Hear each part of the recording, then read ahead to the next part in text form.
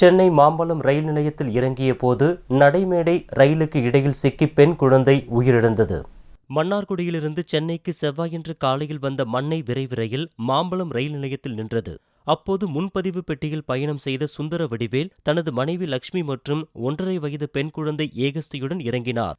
பெட்டி படுக்கையுடன் சுந்தர வடிவேல் முதலில் இறங்கியவுடன் குழந்தையை கையில் தூக்கிக் கொண்டு லட்சுமி ரயிலிலிருந்து இறங்கினார். அப்போது ரயில் புறப்பட்டதால் நிலை தடுமாறிய அவர் குழந்தையுடன் ரயில் பெட்டிக்கும் நடைமேடைக்கும் உள்ள இடைவெளியில் கீழே விழுந்தார். உடனடியாக ரயில் நிறுத்தப்பட்டது. தண்டவாளத்தில் லட்சுமியும் குழந்தையும் இரத்த வெள்ளத்தில் கிடந்தனர். அங்கு திரண்டிருந்த பயணிகளும் போலீசாரும் கீழே இறங்கி பார்த்தபோது குழந்தை ஏகஸ்தி இறந்து கிடந்தது. லட்சுமியின் ஒரு கால் முறிந்ததுடன் மற்றொரு காலும் பலத்த காயம் அடைந்திருந்தது. உயிருக்கு போராடிய லட்சுமியை மீட்டு அரசு மருத்துவமனையில் தீவிர சிகிச்சை பிரிவில் சேர்த்தனர்.